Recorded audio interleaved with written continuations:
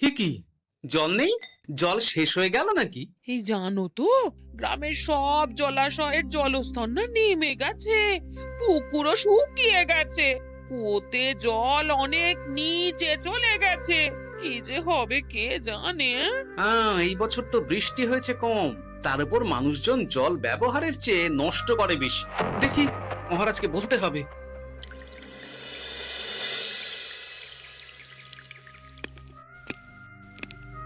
এই তো গোপাল এসে গেছে। শুনেছো, রাজ্যের সকল জলাশয়ে শুধু শুনিনি, চাক্ষুষ দেখেছি, আর এর কারণ ও তার সমাধানও ভেবে এসেছি মহারাজ। তুমি কি বলতে চাইছো সেটা বলো না খোলসা করে। মহারাজ, আসন্ন দিনে জলাভাব মেটানোর একটাই উপায়, তা হলো প্রজাদের উপর কর চাপানো। মহারাজ, আমার ঠাকুরদা বলতেন, যা মেলে মূল্য বিনে তার মূল্য কে আর জানে। আমরা যেহেতু জলের মতো এত মূল্যবান সম্পদ বিনামূল্যে পাচ্ছি, তাই একে গুরুত্ব দিতে শিখিনি। সবাই মিলে দেদার জলের অপচয় করছি। আমি এই অপচয়ের বিরুদ্ধে কর বসানোর পরামর্শ দিচ্ছি মহারাজ। জলের জন্য দেবে দাম, ছুটে যাবে কাল ঘাম। হ্যাঁ, যখনই জলের জন্য কর দিতে হবে, তখনই জলের অপচয় বন্ধ হবে। এতে লাভটা কি হবে গোপাল? মানুষ কম জলে কাজ করা শিখে যাবে, ফলে আগামী দিনে যদি জল সম্পদ কমেও যায়, এই কৃষ্ণনগরের প্রজারা আগে থেকেই তার জন্য প্রস্তুত হয়ে যাবেন। কিন্তু আমি আমার প্রজাদের কাছ থেকে জলের দাম নেব গোপাল? না মহারাজ, কর বাবদ যে অর্থ উপার্জন হবে, তার সাথে আপনার দান মিলিয়ে রাজ্যের মধ্যে একটা বিরাট কৃত্রিম জলাধার বানানো হবে, বাহ বাহ বাহ! যেখানে বৃষ্টির জল সংরক্ষণ করা যাবে মহারাজ। এতে সারা বছর ধরে আর কোনো জলের অভাব থাকবে না মহারাজ। গোপালের প্রস্তাব বড় ভালো লেগেছে। আগামী দিনে ইতিহাসে এই কর্মযজ্ঞের কথা লেখা থাকবে বলেই আমার বিশ্বাস। আর তাই আমি গোপালকে এই মুহূর্তে 50টি স্বর্ণমোহর উপহার দেব বলে ঘোষণা করছি। সাধু সাধু সাধু।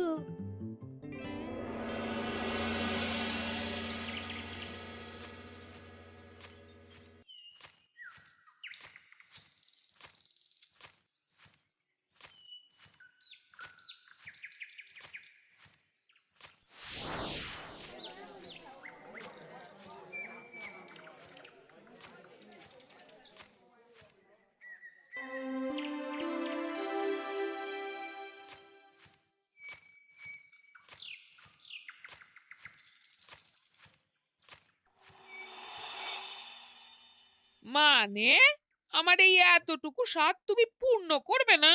আমি কি নিজের জন্য চেয়েছি নাকি? সবই তো পাবে তোমার মেয়ে আর জামাই। হ্যাঁ, সে বুঝেছি গিন্নি, তাই বলে এতগুলো মুদ্রা আমি খরচ করতে পারবো না। পারবে না? আমি তাঁতির বাড়ি থেকে মেয়ে জামাইয়ের জন্য কয়েকটা শাড়ি আর ভালো পাঞ্জাবি কিনে একটু পাঠাবো। কিন্তু এখন আমার কাছে অত মুদ্রা নেই গিন্নি, পরে পেলে আমি ঠিক তোমার স্বাদ পূরণ করব। আবার বাজে কথা বলার জায়গা পাও না তুমি। এতক্ষণ কোথায় ছিলে গো? আমি বেলায় নদীর পাড়ে গিয়েছিলাম, তখন কমলা আমাকে বললো তোমায় নাকি দেখেছে। কি দেখেছি?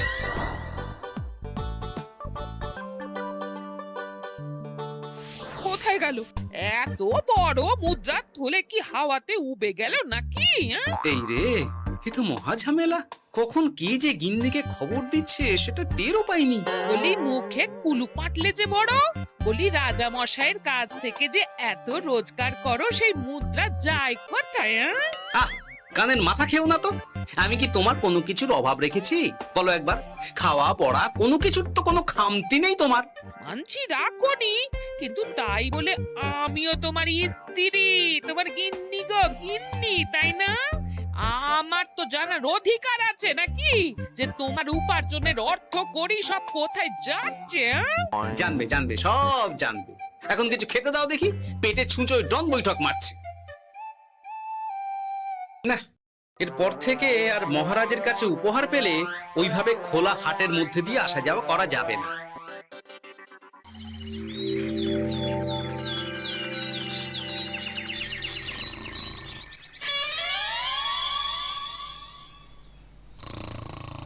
তোমার আর কোনো চিন্তা নেই গোপাল। আমি তোমার মাসোহারা তো বাড়িয়ে দিলাম, সঙ্গে প্রত্যেক দিন তুমি 10 মোহর করে পারিতোষিক পাবে। এই নাও। আহ, এই ভোরবেলায় একটা জব্বর স্বপ্ন দেখা গেল বটে। এই স্বপ্ন খুলে গেলে আর কোনো চিন্তা নেই। গিন্নি, ও গিন্নি, বলি গেলে কোথায়? গিন্নি, সারা নেই। ও গিন্নি, রাগ করলে নাকি গো? আরে এসো এসো, এমন একটা স্বপ্ন দেখেছি না যে তোমার আর কোনো চিন্তা থাকবে না গিন্নি। মোহর আর মুদ্রা একেবারে ঝরে পড়বে গো।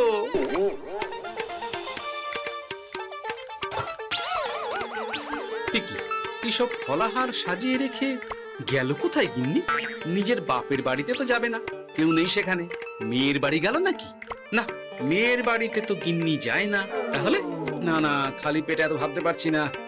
আগে মুখ হাত ধুয়ে এসে কিছু খেয়ে নি, তারপর দেখি গিন্নি কোথায় গেল। না, গিন্নিকে তো কোথাও দেখলাম না। গেল কোথায়? যাকে আগে রাজবাড়িতে তো যাই, ফেরার সময় না হয় আবার খোঁজ নেব, ততক্ষণে ফিরেও আসতে পারে।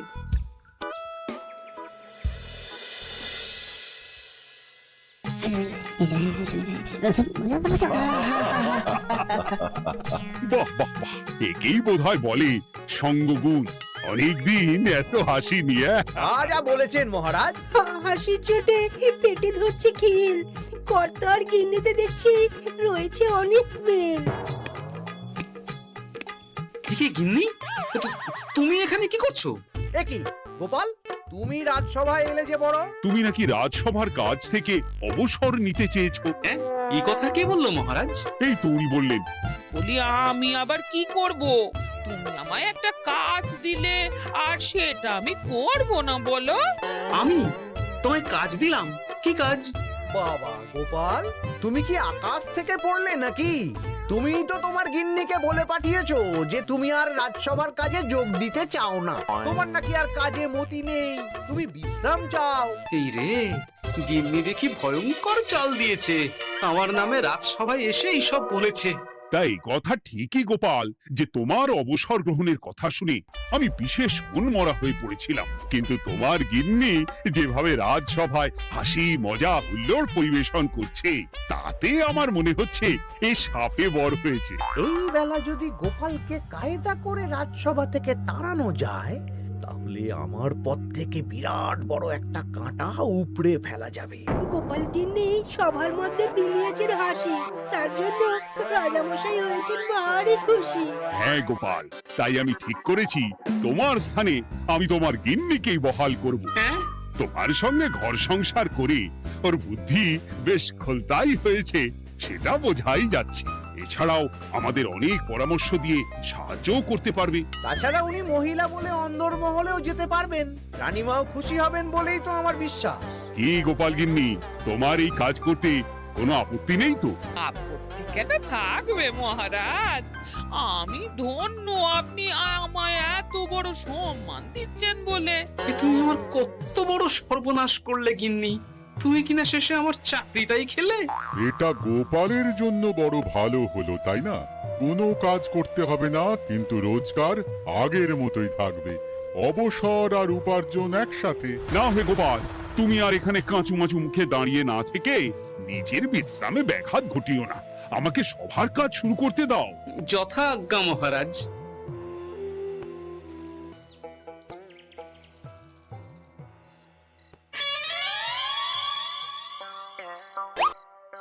মানে মহারাজ সমস্যার সমাধান করতে দিয়েছেন তোমাকে, আর তার উত্তর দেব আমি? কেন? তুমি আমার চাকরি খাবে আর তোমার সেই চাকরি রাখার দায় নেব আমি? হ্যাঁ হ্যাঁ, নেবে। মানে কাল রাজসভায় মহারাজের সমস্যার সমাধান করব, সেই মতো কথা দিয়ে এসেছি। হ্যাঁ, আগাম 10টা মুদ্রাও পাকিয়ে এনেছি। তার থেকে তোমায় একটা মুদ্রা দিলাম। এখন মানে মানে আমাকে উত্তর বলে দেবে, না হলে আমি কেন দেব? আমি পাবো একটা মুদ্রা, আর তুমি আমার কাছে উত্তর জেনে নিয়ে সেটাই বলে পাবে 9 মুদ্রা। কিছুতেই না। বলবে না? না। তাহলে ভালো করে শুনে রাখো, আজ থেকে ঘরের উনুনে হাঁড়ি চড়বে না। চাকরি তো খুইয়েইছ, এবার না খেয়ে প্রাণটা খোয়ানোর জন্য তৈরি হয়ে যাও। হ্যাঁ। ওরে বাবা, এমন কথা কেন বলছো গো গিন্নি? তুমি তো জানো যে খিদে একদম সহ্য করতে পারি না। এখন যদি তুমি এইসব বলো, তাহলে আমার রক্ষে নেই গো। বেশ, তা তাহলে আমি যা জানতে চাইছি শ্বশুর শ্বশুর করে বলে ফেলো দেখি। এ আমি কি শাঁখের করাতে পড়লাম রে বাবা। ঠাকুর, এত দুর্ভোগ লেখা ছিল, ঘরে বাইরে সব জায়গায় এত হেনস্থা যে সহ্য করা যায় না ঠাকুর।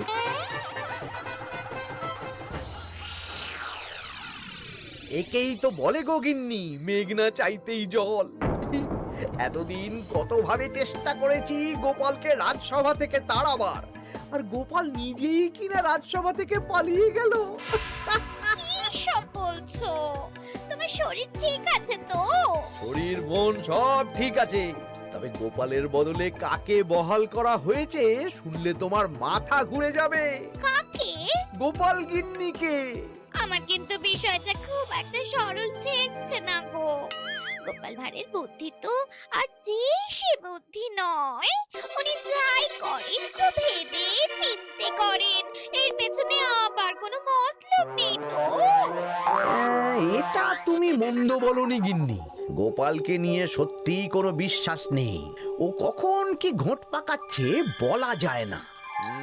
আমাকেও সাবধানে থাকতে হবে, দেখতে হবে যে গোপাল আসলে কি চাল চালতে চাইছে।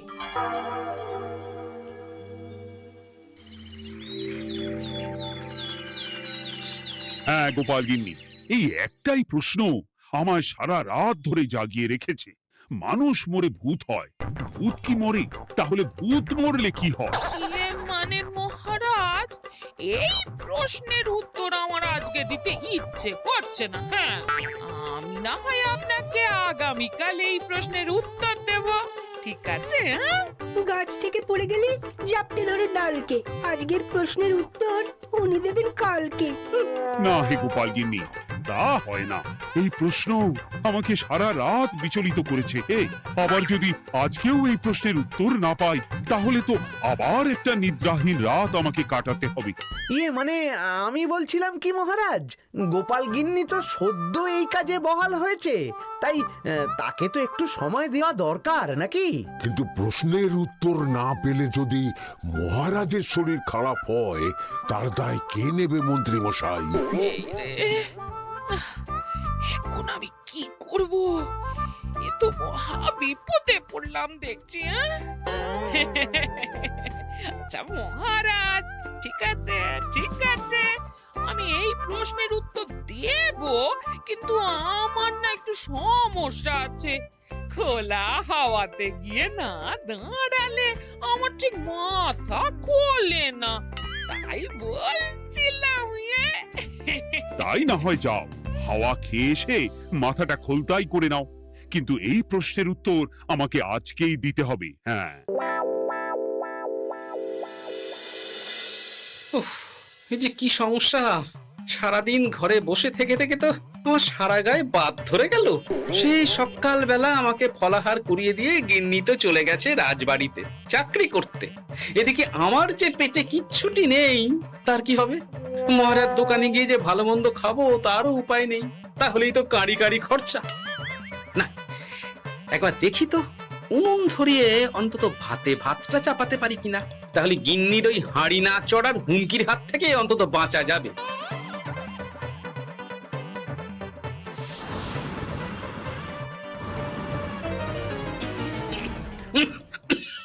ও বাবা গো, ও বাবা, এত কেসে কেসে সোজা শেষ যাত্রা হয়ে যাবে আমার। না, এর চেয়ে না খেয়ে মরাও ঢের ভালো। দেখি তুমি বাড়িতে কেন? এত হাঁপাচ্ছ কেন? ষাঁড়ে তাড়া করেছে নাকি? আরে না গো, মানুষ মরে ভূত হয়, ভূত কি মরে? তাহলে ভূত মরলে কি হয়? খোলা হাওয়াতে গিয়ে না দাঁড়ালে আমার ঠিক মাথা খোলে না। ও, এই হলো ব্যাপার। বেশ, এর উত্তর তোমায় আমি বলে দিচ্ছি। ভূত মরে প্রথমে এক ঝুড়ি অন্ধকার হয়, সেই অন্ধকার হাওয়াতে উড়ে বেড়ায়। এক সময় সেই অন্ধকার পাতলা হতে হতে কুয়াশার মতো হয়ে যায়। ব্যাস, মিটে গেল। ব্যাস, মিটে গেল। যদি রাজা মশাই এই কথা বিশ্বাস না করেন, তুমি হলপ করে বলবে আপনি যখন মরবেন একদম মিলিয়ে নেবেন মহারাজ, এর চেয়ে এক পা এদিক ওদিক হয় না যেন। হ্যাঁ, এই না হলে তুমি গোপাল ভাঁড় বুঝেছো তাহলে? এই তুমি চিন্তা করো না, রাজবাড়ি থেকে ফেরার সময় আমি তোমার জন্য অনেক অনেক বাজার করে আনবো, ঠিক আছে? এই আমি যাই। এ তো ভারী মজা হলো। মহারাজ তক্ষুনি প্রশ্নের উত্তর চাইলে গিন্নি এইভাবে সেই রাজবাড়ি থেকে দুধ দাঁড়িয়ে ছুটে আসছে উত্তর জানতে। আমাকে তুমি একটা চাল দিয়ে কুপকাত করেছো তো গিন্নি। এইবার বুঝবে কত ধানে কত চাল।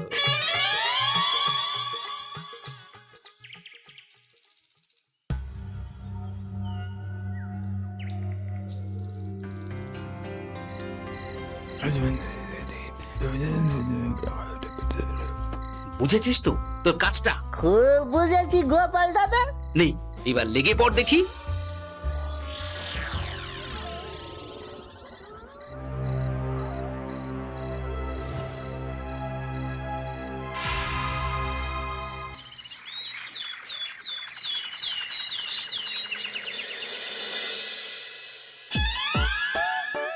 তাহলে আর বলছি কি তোমাদের, সকালবেলায় উঠে দেখি মুখের এই হাল। এই কাণ্ড কি করে হলো মহারাজ? আহ, তার আমি কি জানি। আমি সকালে উঠে আয়নায় নিজেকে এই অবস্থায় দেখে খুব চিন্তায় রয়েছি। গোপাল গিন্নি, আগে মহারাজ, গোপাল থাকলে যে কাজ করতো সেটা তো তোমাকেই করতে হবে, বলতে হবে এর সমাধান কি। হ্যাঁ মানে আমি হ্যাঁ হ্যাঁ, আমার মনে আছে। তোমার তো আবার হাওয়া না খেলে চলে না। যাও যাও, তাড়াতাড়ি হাওয়া খেয়ে এর উত্তর নিয়ে এসো।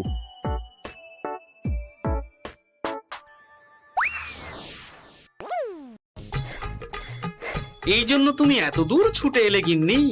মহারাজকে বলবে যে তিনি যেন আজ রাতে চাদরটা মুখে ভালো করে মুড়িয়ে ঘুমোন, তাহলেই মিটে যাবে। এই রং চলে যাবে আর নতুন করে কিছু হবেও না। ও মা, বলি এত সোজা সমাধান? হ্যাঁ? তা নয় তো কি?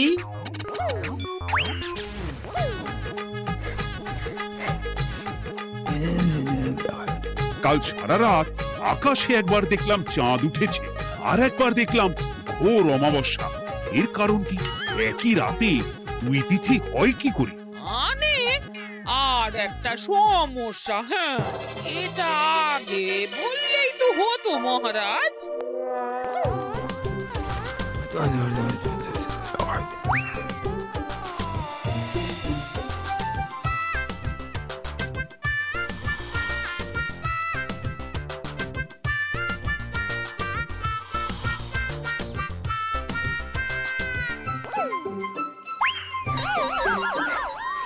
এ কি, তুমি হাওয়া খেতে গিয়ে এইভাবে খাবি খাচ্ছ কেন গোপাল গিন্নি? এর কারণ আমি জানি মহারাজ। সে কি কাণ্ড! তুমি কি করে জানলে? গোপাল গিন্নি মোটেও হাওয়া খেতে যায়নি মহারাজ, সে গেছিল নিজের বাড়িতে গোপালের কাছে আপনার বলা প্রশ্নের উত্তর জেনে আসতে। মানে গোপাল গিন্নি তার মানে আমাকে ঠকিয়েছে? তা জানি না মহারাজ, তবে আমার মনে হয় এর পেছনে গোপালের কোনো গভীর ষড়যন্ত্র আছে, না হলে সে এমনটা করবে কেন? আর এক রাতেই আপনার সাথে এতগুলো অদ্ভুত ঘটনা পর পর ঘটবে কেন? বটে, এক্ষুনি গোপালকে ডেকে আনো।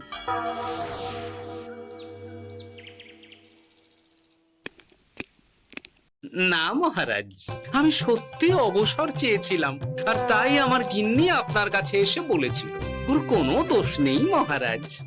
না মহারাজ, আমি মিথ্যে কথা বলেছি। হ্যাঁ, উনি আপনার কাছ থেকে পাওয়া সোনার মোহর নিয়ে বাড়ি যান না, তাই আমি ওকে শায়েস্তা করতে এই ফন্দি করেছিলাম। আসলে মহারাজ, আমি আপনার কাছ থেকে পাওয়া সোনার মোহর জল প্রকল্পের কাজে লাগাবো বলে কিছু জনকে নিয়ে একটা দল গঠন করতে গিয়েছিলাম, আর তাদের কাছেই ওগুলো রেখে এসেছি। এটা যদি আমার দোষ হয় তাহলে আমি ক্ষমা প্রার্থী মহারাজ। সাধু গোপাল, সাধু তোমার উত্তর। এই কাণ্ড! আর এদিকে রাজবাড়ি থেকে বাড়ি, আর বাড়ি থেকে রাজবাড়ি করতে করতে আমার প্রাণ ওষ্ঠাগত হয়ে গেছে মহারাজ। ওহ, আমার ঘাট হয়েছে, আপনি আমায় ক্ষমা করে দিন মহারাজ। এইবার মজার টের পেয়েছ তো গিন্নি? আপনি আপনার আদরের গোপাল ভাঁড়কেই তার চাকরি ফিরিয়ে দিন মহারাজ। আমি যাই আমার হেসেল সামলাতে। কেলে পচা খুব ভালো করেছে বলতে হবে।